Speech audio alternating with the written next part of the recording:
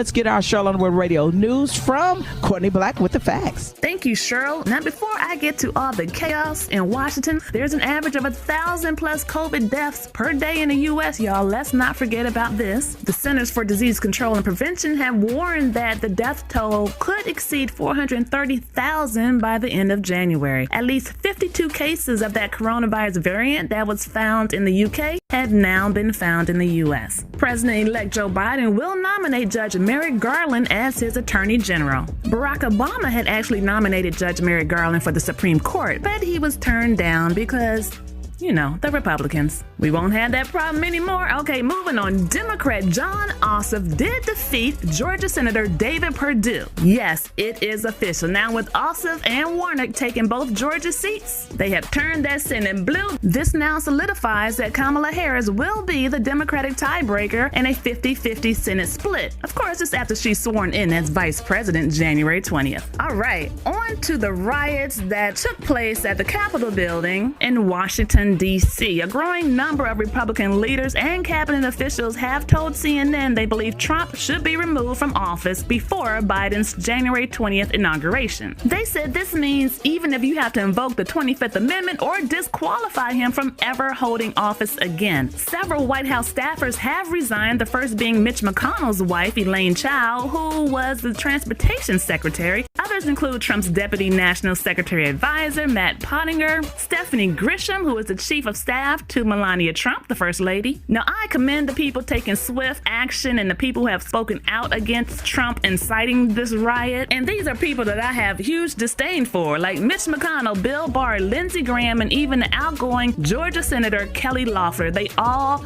spoke out against Trump and him being the cause of the riot. However, there's still people on the other side, okay? It was discovered that Derek Evans, who is a newly elected Republican state lawmaker from West Virginia, was part of the crowd that rushed into the Capitol building. He actually recorded himself storming into the Capitol. Now that shows you he doesn't have enough intelligence to be on any kind of cabinet. So please, if you live in his district anywhere in West Virginia, please make sure he is removed promptly. His name again, Derek Evans from West Virginia. Rumor has it that some representatives stand by Trump to benefit from Trump supporters. Well, Ted Cruz and other Trump allies were sending out fundraising emails to their supporters at the time of the riot. They were trying to raise money, people. On the security side, it was questioned, how did Capitol officers lose control? 4 people died, 52 were arrested. And in trying to keep control over the situation, many Capitol officers were severely beaten and injured by these rioters. However, on the flip side, there is a video of officers taking selfies with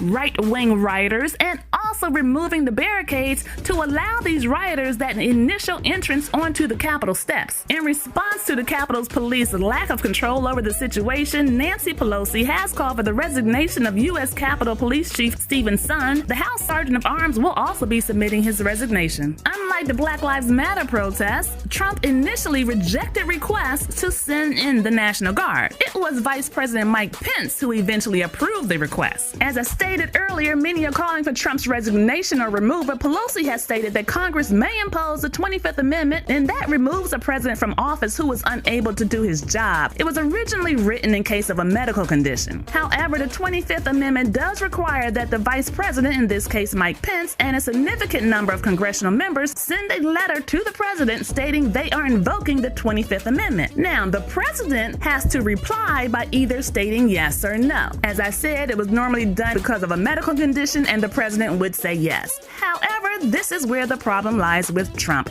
Do you think Trump is going to agree to give up his power? We looking crazy around the world, y'all. Yes, we are. Judgments have been made. I told you on yesterday's show that the British Prime Minister Boris Johnson called it disgraceful. German Foreign Minister Heiko Maas compared the violence to the Nazis burning the Reichstag Parliament building in 1933. Iranian President Hassan Rouhani called Trump a sick person who has disgraced his country. Top diplomats and leaders in Iceland, France, Austria, Poland, Ecuador, Colombia, and Scotland, plus many more, reminded the U.S. of its role as a global model of democracy. But you know who we haven't heard from? Oh yeah, Russian President Vladimir Putin has notably been silent. The good news is that members of Congress reconvened after this vicious attack on the Capitol building, and and they did vote to confirm Joe Biden as president. Let me tell you, on January 20th, Biden will take the oath of office and become the 46th president of these United States. This is Courtney Black with the facts. With your Sheryl Underwood Radio news, stay tuned, because we have more coming up on Sheryl Underwood Radio.